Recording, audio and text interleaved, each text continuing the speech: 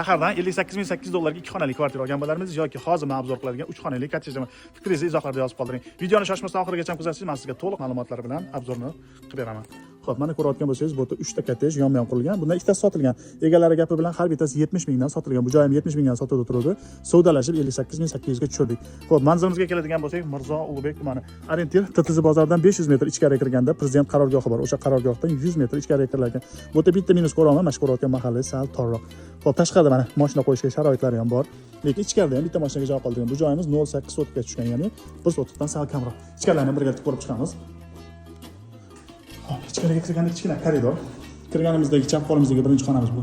Bitta yotoqxona. Bu yerda esa kuxnyaga joy qoldirgan. Bu yerga mana kuxnya garnitur qilinadi.